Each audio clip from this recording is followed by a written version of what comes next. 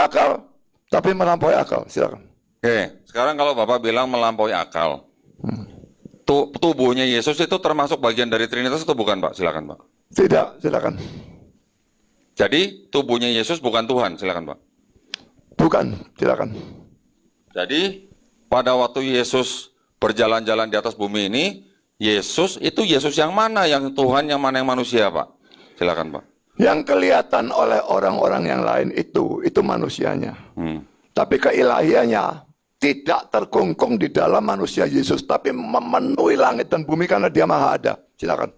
Nah, kalau begitu, kalau Bapak bilang Yesus itu ilahinya tidak kelihatan oleh manusia, ya, yang namanya satu pribadi itu terdiri dari tubuh, jiwa, dan roh, atau roh aja, Pak? Silakan, Pak. Satu pribadi, silakan. Saya tidak percaya pada tubuh, jiwa, dan roh ya. Saya percaya tubuh, jiwa, atau roh. Silakan. Oh, jadi jiwa sama roh itu sama atau beda, Pak? Bagi saya iya, silakan. Jiwa itu kesadaran, Pak, bukan roh, Pak. Jadi kalau rohnya Yesus terpisah dari Yesus, Yesus mati kan, Pak? Ini Yesus sebagai manusia, Pak lah. Bentar, sebelum selesai, Pak. Manusia. Sebelum selesai. Jadi pada waktu rohnya Yesus terpisah dari manusia, sebagai pribadi, Yesus kan mati, Pak. Ya kan? Sebagai Tuhan, di 1 Timotius 6 ayat 16, dikatakan bahwa yang namanya Tuhan tidak mengenal atau tidak takluk akan maut. Yesus pernah takluk akan maut nggak, Pak? Silakan, Pak. Yesus sebagai manusia saja yang takluk kepada maut. Sebagai Allah, dia tidak bisa mati. Karena dia tidak bisa mati, dia harus menjadi manusia supaya bisa mati. Tapi manusianya yang mati, bukan ilahinya. Ilahinya tidak bisa mati. Silakan. Jadi Yesus punya switch gitu, Pak? Kapan jadi manusia, kapan jadi Allah gitu, silakan. Tidak ada switch. Dia sungguh-sungguh Allah, sungguh-sungguh manusia. 100% Allah, 100% manusia. Tapi bukan jadi 200%, tapi satu pribadi. Silakan. Satu pribadi itu kan ada tubuh, ada roh. Satu pribadi di dalamnya ada kontradiksi berarti, Pak. Yang satu mengetahui, yang satu tidak mengetahui, yang satu bisa berbuat mukjizat, yang satu tidak, gitu kan? Yang satu maha suci, yang satu tidak maha suci. Berarti ada kemustahilan di dalam satu pribadi. Yang namanya Tuhan itu juga kita tahu pasti maha melihat. Tetapi tidak mungkin pada saat yang sama dia juga maha buta. Silakan, Pak. Saya kira saya sudah berhasil mengajari saudara kristologi sebagian. Omongan saudara benar. Yesus itu maha kuasa dan lemah. Maha tahu dan tidak maha tahu. Tidak terbatas dan terbatas. Karena dia sungguh-sungguh Allah, sungguh-sungguh manusia. Silakan. Nah, berarti yang Bapak ajarin itu adalah ajaran yang tidak masuk akal. Kalau Bapak tadi bilang melampaui akalnya itu bisa diartikan tidak menggunakan akalnya, maka dilampaui gitu, Pak. Silakan, Pak. Baik Tritunggal maupun kristologi itu kita belajar tentang Allah. Justru kalau itu melampaui akal, itu masuk akal. Karena otak kita ini terbatas sekali, cepet ya. Allahnya tidak terbatas. Sekarang saya tanya, masuk akalkah kalau akal yang terbatas bisa mengerti total Allah yang tidak terbatas? Silakan. Iya. Oke. Jadi ini kan ngomongin Trinitas tadi berarti Pak Budi ya? Bapak kalau ngomong tidak jelas ya. Pak Budi barusan aja kan ngomongin tentang Trinitas. Iya kan secara nggak langsung kan udah ngomong Trinitas kan. Menurut Anda, apakah Trinitas itu masuk akal dan bisa dipahami? Silakan. Tidak bisa dipahami secara keseluruhan, menyeluruh tidak bisa. Comprehend dalam bahasa Inggris tidak bisa. Tapi understand bisa. Sampai taraf di mana Alkitab menghendaki. Dia memang melampaui akal. Dan Allah memang harus seperti itu. Maaf, sebentar. Kita kembali, topik kita adalah keselamatan ya, saya ingatkan lagi. Topik kita keselamatan. Ya, makanya ini lari kita lari sampai kepada Trinitas soalnya. Ya. Tapi pertanyaan saya tentang Trinitas belum dijawab, sudah dialihkan ke sana begitu. Loh enggak, kan sama aja. Ini kan Pak Budi Asali tadi ngomong. Jawab dulu pertanyaan saya. Pertanyaannya tadi belum dijawab. Masuk akalkah itu tadi? Saya tanya. Ya, Bapak menanyakan masuk akalkah kita memahami sesuatu yang tidak masuk akal, gitu ya, Pak ya? Tuh. otak kita yang terbatas Ya. memahami secara keseluruhan Allah yang tidak terbatas gitu loh. Ya. Otak kita kan terbatas. Yang Bapak tanya tadi masuk akal atau tidak kan Pak gitu ya? Atau otak kita yang terbatas ini bagaimana memahami sesuatu yang tidak Ya, terbatas ya. gitu kan?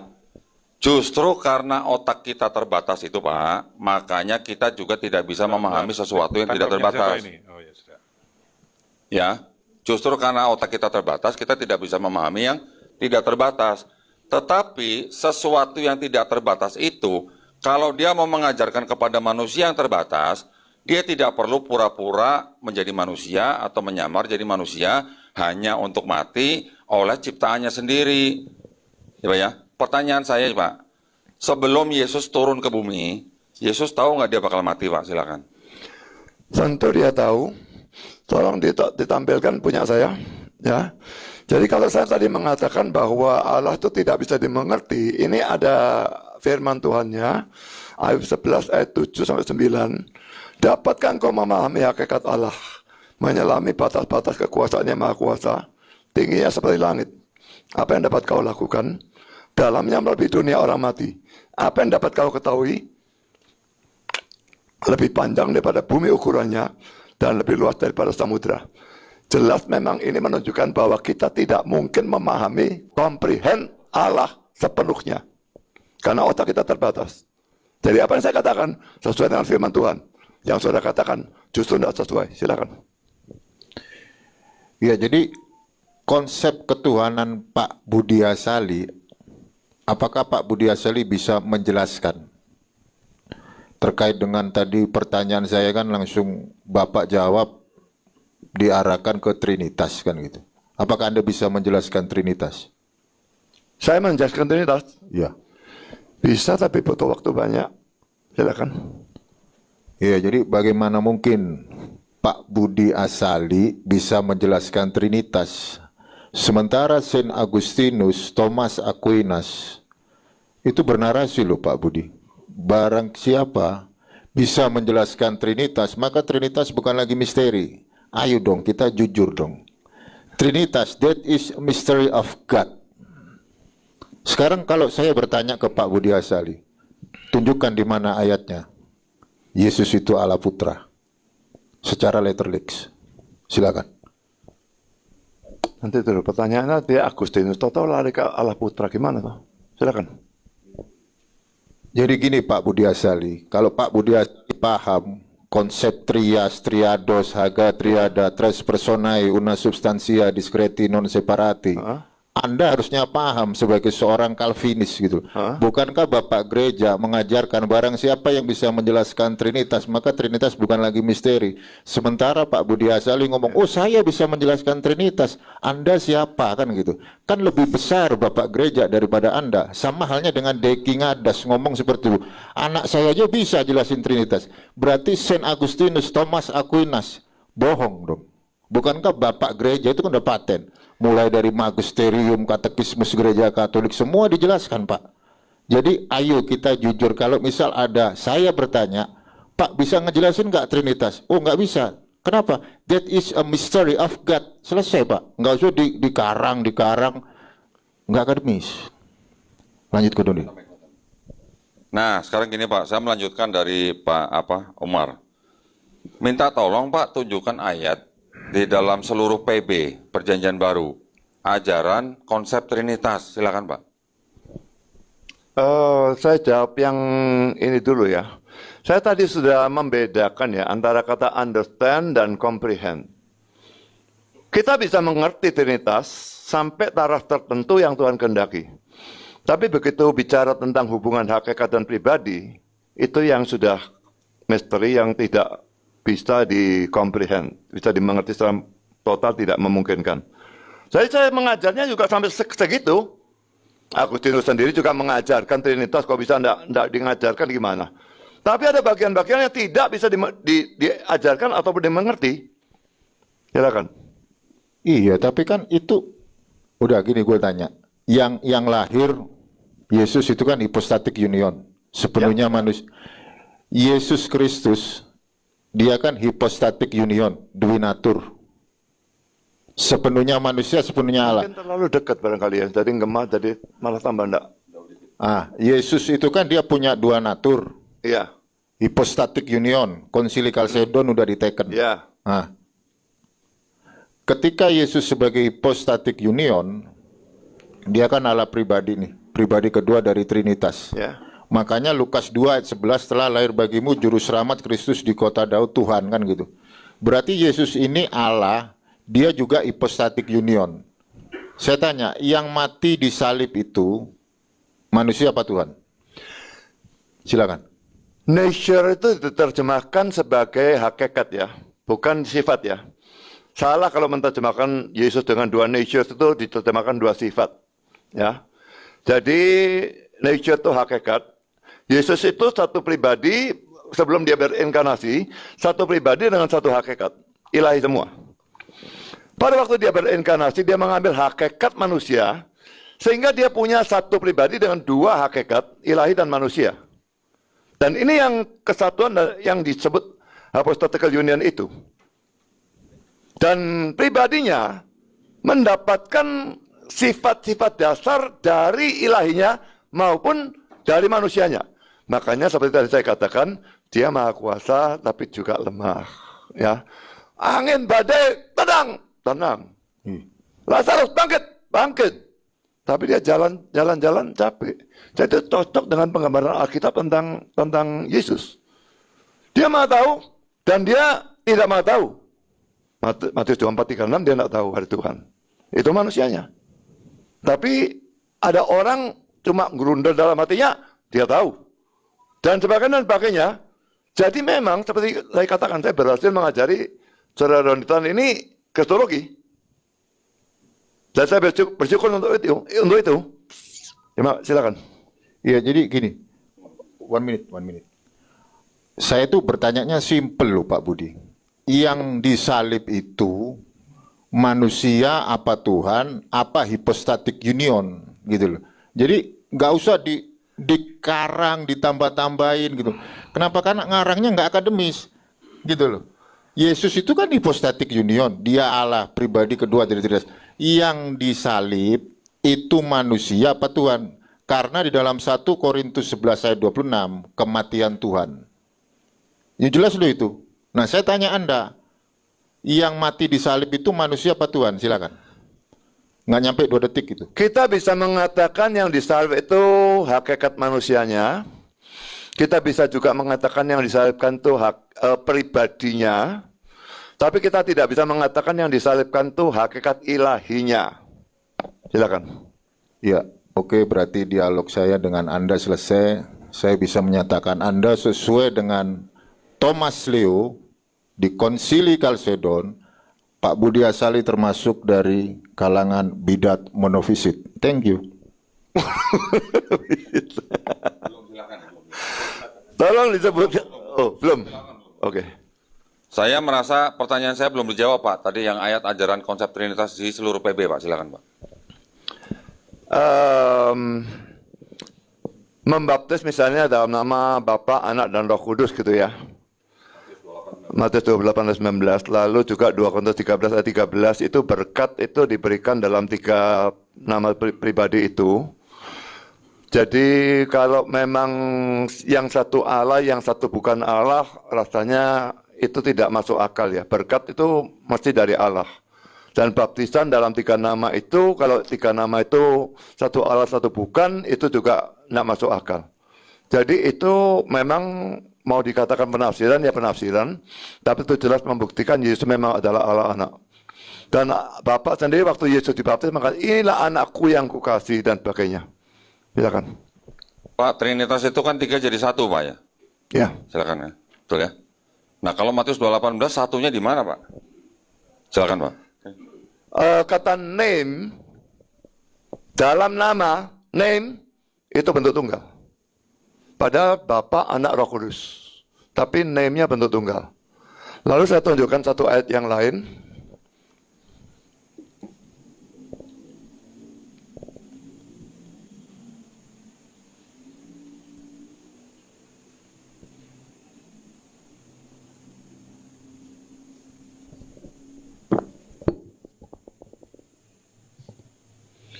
Ayat 30 ini aku dan Bapa adalah satu.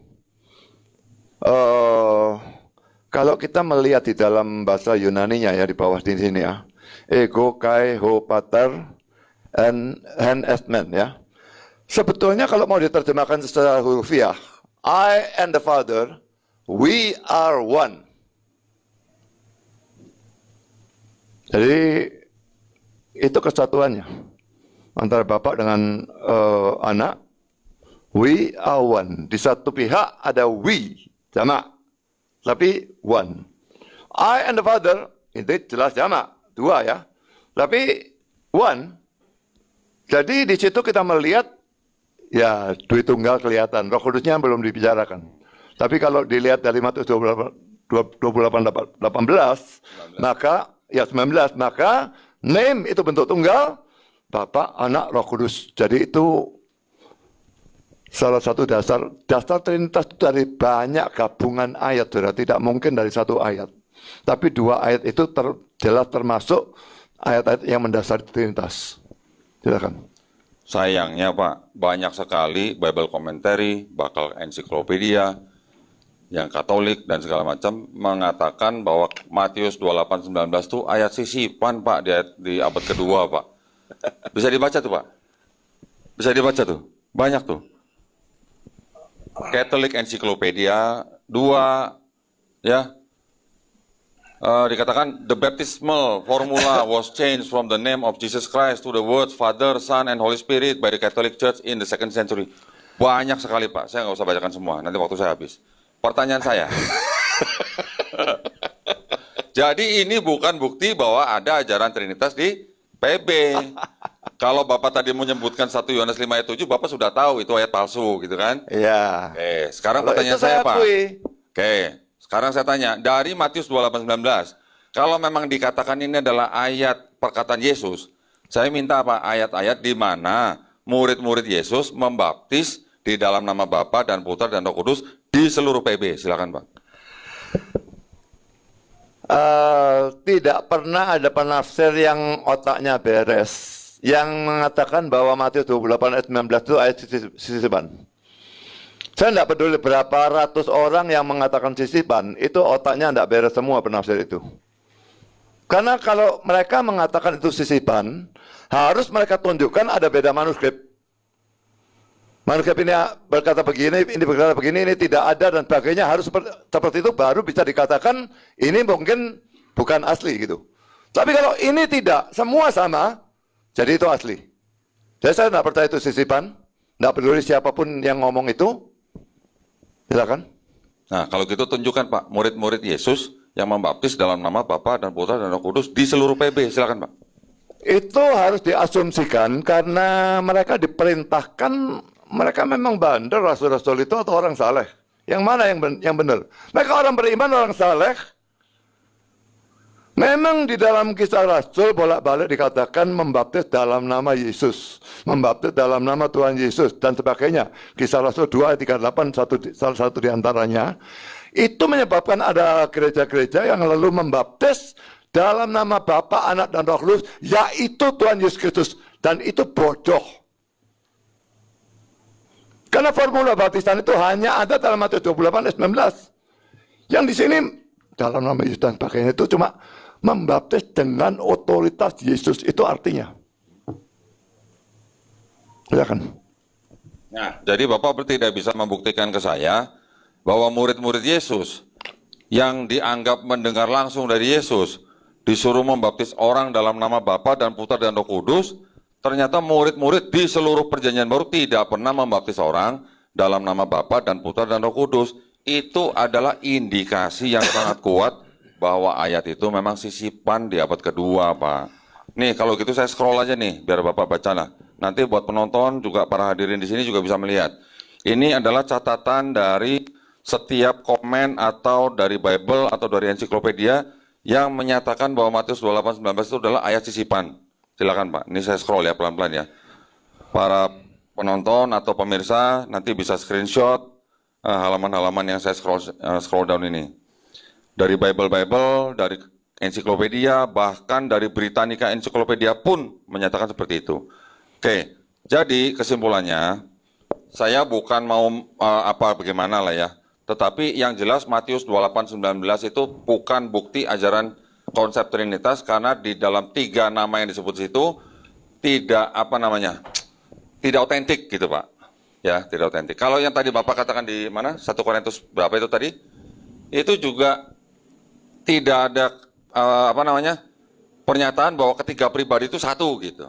Nah, kalau Bapak mau pakai Yohanes 10:30 dibilang aku dan Bapak adalah satu, satunya ini satu dalam apa? Mungkin Bapak bisa baca ayat-ayat sebelumnya bahwa di situ Yesus mengatakan bahwa dia telah melakukan pekerjaan-pekerjaan yang diperintahkan oleh Bapak. Sehingga bisa ditafsirkan bahwa itu adalah satu dalam tujuan.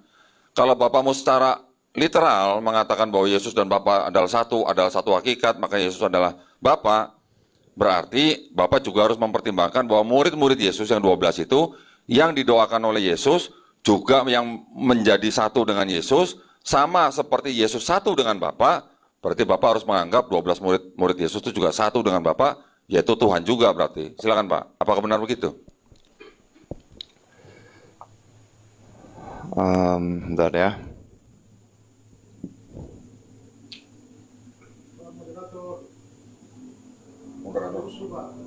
Iya.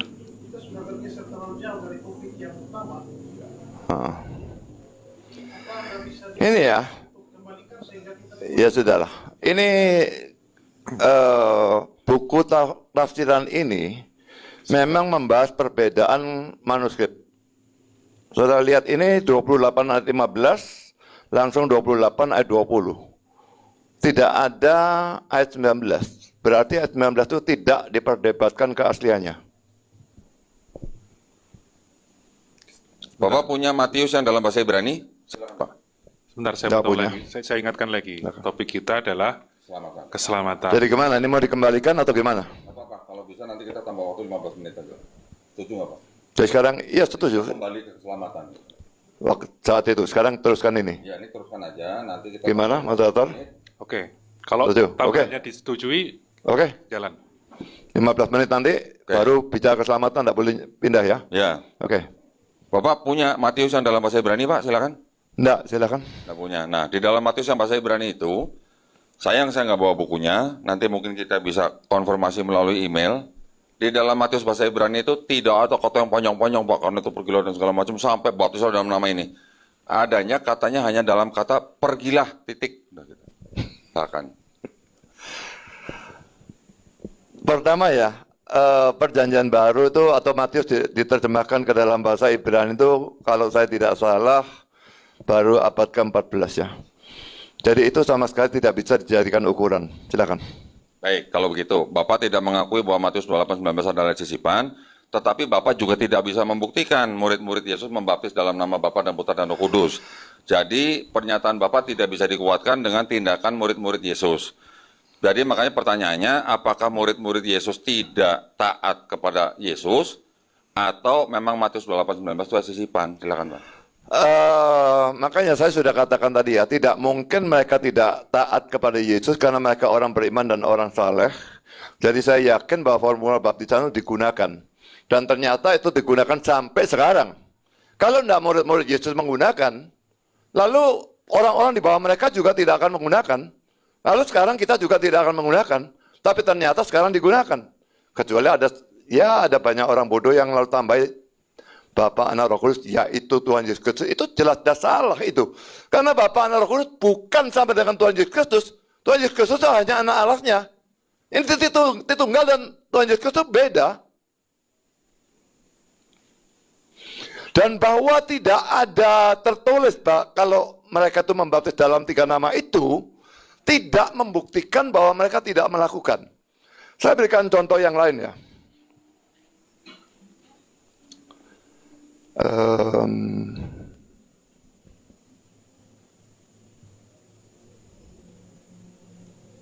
Matius pasal 10. Ini pengutusan 12 murid ya. Dan ini ada kata sembuhkanlah orang sakit, bangkitkanlah orang mati. Ya. Tapi kalau dilihat ceritanya di mana ada mereka membangkitkan orang mati? Tidak ada. tapi diutus dengan bangkitkan orang mati. Tapi tidak ada ceritanya. Tidak ada ceritanya tidak berarti mereka tidak melakukan. Sama seperti itu tadi. Baptis dalam 3 nama itu, tidak ada ceritanya. Tidak berarti tidak terjadi. Kalau tidak terjadi, tidak ada sampai sekarang. Silakan. Nah, tetapi kan banyak ayat di mana murid-murid Yesus membaptis hanya dalam nama Yesus. Gitu ya. Itu Belum. Oke. Artinya, banyak tercatat murid-murid membaptis orang, membaptis manusia dalam nama Yesus saja. Tidak ada yang mereka melakukan membaptis dalam nama Bapa dan Putra dan Roh Kudus. Kalau Bapak tadi menggunakan perbandingan itu, ada tertulis tapi tidak dilakukan. Yang ini tertulis, Pak, murid-murid melakukan tapi hanya dalam nama Yesus. Tidak ada yang membaptis tidak ada yang membaptis dalam nama Bapa dan Anak dan Roh Kudus. Jadi pertanyaan saya mudah-mudahan logis. Apakah murid-murid yang tidak taat kepada Yesus dengan perintahnya, ataukah memang benar ayat itu ayat sisipan? Silakan, Pak. Ini salah satunya ayat ya, Kisah 2:38 ya. Bertobat, ini Petrus yang ngomong, bertobatlah, hendaklah kamu masing-masing memberi diri dibaptis dalam nama Yesus, Kristus untuk mengampuni dosamu. Jadi dia tidak mengatakan ini bahwa ini adalah formula baptisan. Dibaptis, kenapa kok mesti dibaptis? Dalam nama Yesus itu dengan otoritas Yesus. Seperti itulah. Tapi tentu saja baptisannya nanti dalam nama 3 nama itu. Silakan. Memberi dirimu dibaptis dalam nama Yesus, Pak. Nggak ada dalam nama Bapa dan Putra dan Roh Kudus, Pak. Saya sudah artikan. Semua ayat membutuhkan penafsiran ya. Kalau ini diartikan seperti itu, tabrakan dengan Matius 28 ayat 19. Apakah kalau saudara menafsirkan kitab saudara juga tabrakan ayat? Tidak. Tentu tidak. Nah ya sudah. Saya juga harus mengharmoniskan dan bukan menabrakkan ayat. Silakan. Justru itu, Pak, penafsiran Bapak di sini tidak masuk. Karena kalau Bapak bilang tadi yang kata single itu ya, dalam nama single, itu ya boleh dikatakan mengarah kepada konsep Trinitas, gitu Pak ya. Ya. Tetapi konsep Trinitas itu sendiri adanya kapan, gitu loh. Sedangkan kejadian ini kapan? Ditulis kapan? Ditulis aja belum ada konsep Trinitas dari Tertullianus. Bagaimana bisa dikatakan bahwa itu maksudnya single atau tunggal, gitu. Itu juga indikasi, Pak. Oke, tetapi gini, Bapak mau tidak mengakui itu sebagai sisipan, yang penting saya sudah menunjukkan banyak sekali komentar dari Bible loh ya Pak, juga dari ensiklopedia, itu bahwa itu adalah ayat sisipan.